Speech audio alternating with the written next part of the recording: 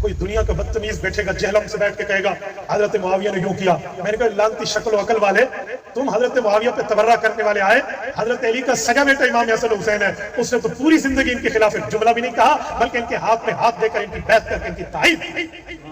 تم حضرت حسین کا نام لے کر حضرت معاویہ پہ انگلی صاف کرنے کی کوشش کرو گے, انشاءاللہ آئین اور قانون کے دائرے میں اب وہ بل پاس ہم نے کرا لیا ہے کہ اس کٹی انگلی کو ہم توڑ کر دکھائیں. یاد رکھو رسول اللہ کے صحابہ حضور کی اہل بیت کی حرمت کا قیامت کا. کسی نے پہلے جرت کی تھی تو تب بھی انجام کو پہنچا تھا, اب تو مفتی محمود کی نسل نے تمہیں انشاءاللہ آئین اور قانون کی سزا دے. تو کھلا کھلا کہا کہ اب یہ جہل میں بک بک کرے نا صحابہ پہ, حضرت معاویہ پہ, حضرت مغیرہ بن شعبہ پہ, یا کسی اور صحابی پہ. جہلم کے مسلمانوں کو میں نے کہا یقین مانیے ایف آئی آر لے کر آنا آپ کا کام اور الٹا لٹکانا پھر آئین کا کام. کل سے بل پاس ہوا ہے اور کل سے وہاں الٹی چارپائی کر کے جیل میں کہاں شامہ پہ گئے, کم سے کم پورا ہے. اور حالت یہ ہے ان لوگوں کی کہ ان سے کوئی فون پہ مسئلہ پوچھ لے تو تھوڑی دیر تو جواب دیتے ہیں. اب ہمارے یاسر عباس بھائی نے ایک علمی ڈسکشن کی نا مفتی عبدالواحد قریشی صاحب کے ساتھ کہ سر جن باتوں پہ آپ انجینئر صاحب کو برا بھلا کہہ رہے ہیں یہ باتیں تو اس سے زیادہ ورسٹ فارم میں اپنے ائمہ کی کتابوں میں پڑھ لیں. جو کوئی شخص اللہ کی رضا کی خاطر نہیں ریاکاری کے لیے یا خاندانی تعصب میں جنگ لڑ رہا ہے, مرنے سے پہلے اللہ تعالیٰ اسے ایکسپوز کر دے. اس کا قطعاً یہ مقصد نہیں ہے کہ جو بندہ پورے اخلاص کے ساتھ دین پہ چل رہا ہے تو وہ مرنے سے پہلے مطلب نعوذ باللہ گمراہ ہو کے مرے گا. نہیں, صحیح مسلم حدیث ہے نا, قیامت الدین ایک سخی کو, ایک شہید کو, ایک عالم کو بلایا جائے گا, اللہ تعالیٰ اس سے نیکیاں گنوائے گا. تو شہید کہے گا میں نے جان دے دی اور کیا کرتا, اللہ فرمائے گا کہ تو نے جان اس لیے دی تاکہ لوگ تیری تعریف کریں.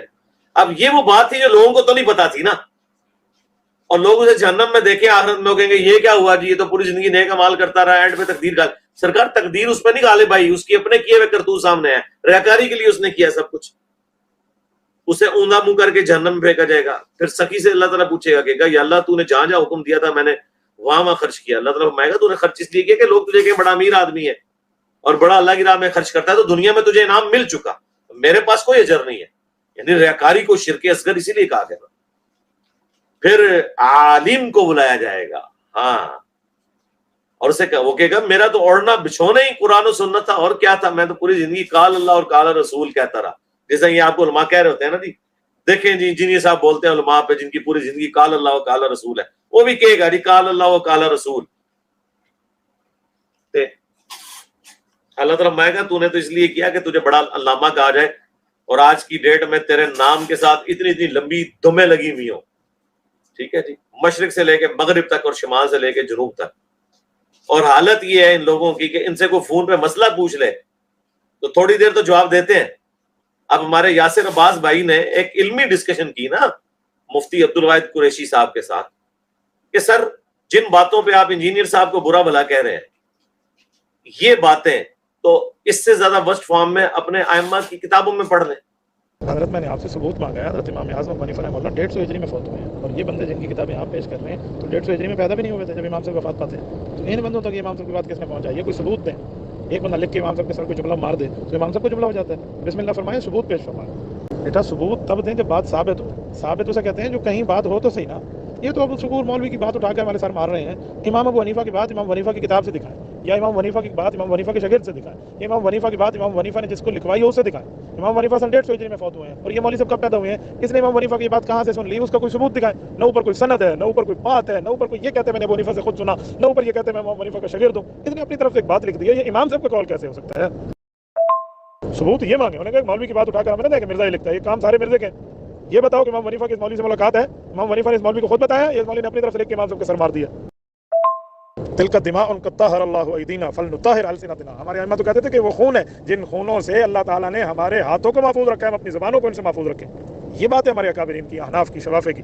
سبحان اللہ, یہ اس طرح کی باتیں اٹھا کے امام صاحب کے سر مار دیں. وعلیکم السلام ورحمۃ اللہ وبرکاتہ.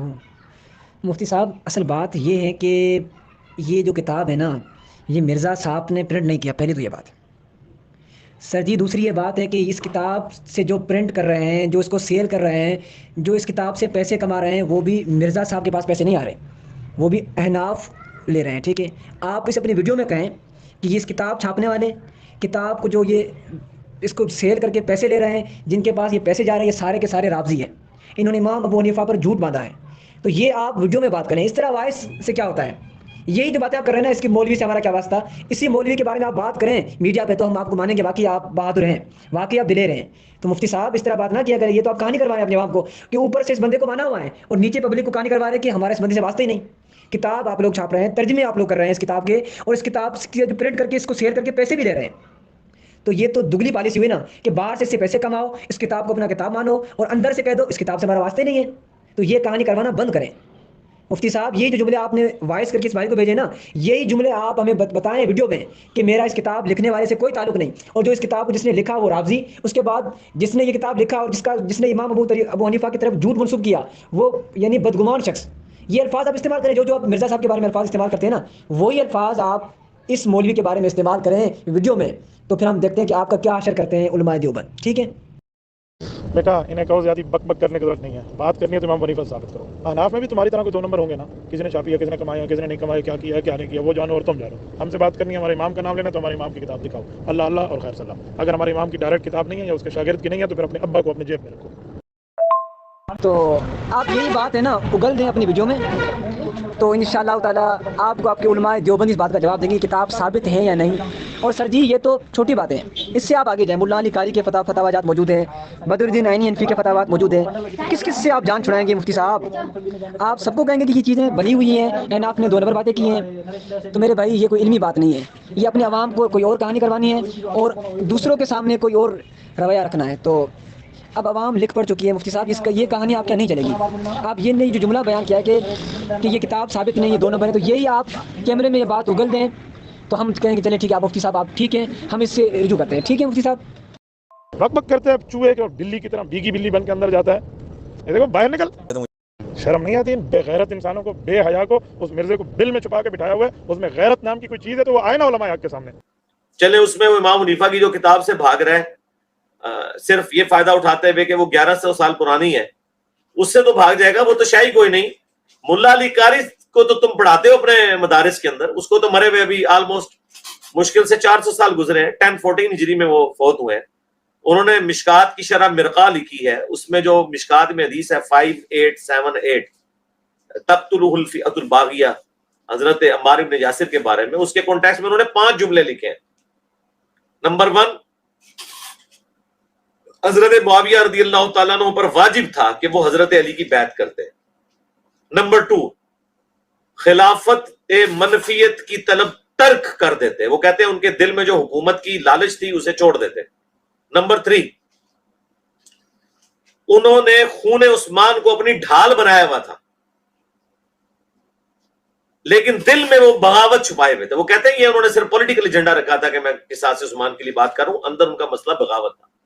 نمبر 4، حدیث عمار نے ان کے اندر چھپی ہوئی بغاوت کو لوگوں کے سامنے ظاہر کر دیا کہ وہ یہ سب کچھ پولیٹیکل گینز کے لیے کر رہے تھے. اور نمبر 5، حضرت معاویہ رضی اللہ تعالیٰ کے اس عمل سے قرآن اور سنت دونوں محجور ہو گئے، پیٹ کے پیچھے انہوں نے ڈال دیے. یہ ملا علی قاری لکھ رہے ہیں. پھر اینڈ میں وہ لکھتے ہیں لیکن ہمیں چاہیے کہ نہ ہم رافضی بنے نہ ناسبی بنے. ملا علی قاری یہ 5 ڈاکٹرنز بیان کر کے بھی کہتا ہے کہ یہ زبان کھولنا نہیں ہے. تو سر یہ زبان تو انجینئر صاحب نے کبھی نہیں کھولی. حنفی اگر ملا علی قاری کو کچھ کہہ دے تو حنفیت فارغ ہو جاتی ہے. اور دوسرے ملا علی قاری سے بھی پہلے بدر الدین عینی، انہوں نے شرح لکھی ہے صحیح بخاری کی، عمدۃ القاری. اس میں انہوں نے 7083 نمبر حدیث کے کانٹیکس میں لکھا ہے کہ علامہ کرمانی تو کہتے ہیں حضرت معاویہ کو بھی 1 اجر ملے گا اور علی کو 2 اجر ملیں گے. میں کہتا ہوں کہ حضرت معاویہ کو جب قتل عمار کا پتہ چل گیا تو انہیں کہاں سے اجر ملے گا، جبکہ حضور نے فرمایا تھا کہ عمار کو باغی جماعت قتل کرے گی. کیا حضرت معاویہ اس پہ راضی نہیں کہ اللہ انہیں برابر چھوڑ دے، چاہے جائے کہ انہیں 1 اجر دیا جائے؟ تو بخاری مسلم میں واضح حدیث ہے کہ حکمران اگر اجتہاد کرے تو درست اجتہاد پہ 2 اجر ملیں گے، غلط پہ 1. یعنی حضرت علی اگر نعوذ باللہ جنگ جمل صفین نہرمان غلط لڑتے تب بھی 1 اجر ملتا. الحمدللہ انہوں نے صحیح لڑی ہے تو ان کے لیے 2 اجر ہے. مخالفین کہاں سے مجتہد ہو گئے؟ مخالفین تو باغی ہیں. بخاری کے الفاظ ہیں 2812 تقتلہ الفئۃ الباغیہ یدعوہم الی اللہ ویدعونہ الی النار. اور وہ اس کتاب سے اہمی جان چھڑا رہے ہیں، کمائیاں کھا رہے ہیں ان کتابوں کی. یہ ابو محمد حارثی کی جو کتاب ہے 340 ہجری میں فوت ہوئے ہیں, ان کو مرے ہوئے 1100 سال ہو چکے ہیں. پوری سند کے ساتھ انہوں نے لکھا ہے کہ حضرت امام حنیفہ فرماتے ہیں کہ جانتے ہو اہل شام ہم سے کیوں بغض رکھتے ہیں؟ اس لیے, وہ شاگرد کہتے ہیں ہمیں نہیں پتا. ان کا اس لیے کہ ہمارا عقیدہ ہے کہ ہم حضرت علی کے زمانے میں ہوتے تو حضرت علی کے ساتھ مل کر اہل شام حضرت معاویہ کے خلاف ہم تلوار اٹھاتے. اس میں کون سی ایسی بات ہے؟ ہمارا عقیدہ ہے. حرام موت مر جاتے ہم, جاہلیت کی موت مر جاتے. صحیح مسلم میں حدیث ہے جو امام وقت کی بیعت کے بغیر مرا وہ جاہلیت کی موت مرا. بخاری مسلم میں حدیث ہے جب پرفتن دور ہو تو جماعت المسلمین اور ان کے امام کو پکڑ لینا. مولا علی علیہ السلام جماعت المسلمین کے امام تھے. ویسے تو آپ کو کہتے ہیں پہلے صحابی کے مخالفین مرتد, دوسرے صحابی کے مخالفین, دوسرے خلیفہ راشد کے, پہلے خلیفہ راشد کے مخالفین مرتد, دوسرے خلیفہ راشد کے مخالفین جو ہیں وہ کافر, رومنز اور پرشینز, تیسرے خلیفہ راشد کے جو مخالفین انہیں کہتے ہیں بلوائی. جب چوتھے کی باری آتی ہے تو کبھی رضی اللہ عنہ ہو, کبھی کچھ کہنا شروع کر دیتے. چوتھے کی باری تم لوگوں نے جو ہے وہ خلافت راشدہ حق چار یار کو بھول جاتے ہو. اللہ سے ڈرو. تو کوئی ایسی بات امام حنیفہ رحمۃ اللہ علیہ نے نہیں فرمائی جو قرآن و سنت کے خلاف ہو. انہوں نے بالکل صحیح عقیدہ بیان کیا ہے. صحیح مسلم میں حدیث ہے جب ایک خلیفہ کی بیعت ہو جائے کوئی بغاوت کرے اسے قتل کرو. اس لیے مولا علی جو ہے وہ حجاز سے صفین پہنچ گئے, عراق اور شام کے بارڈر کے اوپر, کہ میری بیعت ہوئی ہے. اور حضرت علی کی بیعت ان اصحاب نے کی ہے جنہوں نے حضرت ابو بکر, عمر, عثمان کو خلیفہ چنا. مت چھوٹی بات ہے. جب حضرت علی کی باری آئی ہے تو رون ڈالنا شروع کر دیا ان لوگوں نے. چھوڑ دیں. باقی میری ویڈیوز نے الحمدللہ ناسبیت کا بھی قلع کما کر دیا اور رافضیت کا بھی الحمدللہ. ابھی ریسنٹلی میں نے بتایا مفتی فضل ہمدرد صاحب نے پوڈ کاسٹ میرے ساتھ ریکارڈ کی ہے. مجھ سے انہوں نے 30 سوال تقریباً کیے تھے سنی شیعہ کنفلکٹ کے اوپر. چند دنوں میں اپلوڈ ہو جائے گی, ہم شیئر کروا دیں گے. تب یہ صاف کر دی ہے میں نے, نہ رافضیوں کا کچھ چھوڑا ہے نہ ناسبیوں کا کچھ چھوڑا ہے. انشاءاللہ کانپے ٹانگے گی ان کی انشاءاللہ. میری خطرناک باتیں سن کے ان کی ٹانگیں کانپے گی جو میں نے خطرناک باتیں کی ہیں. کئی ایک باتیں ایسی ہیں جو میں نے کیمرے میں ابھی پہلی دفعہ کی. بس انتظار کریں اس کا.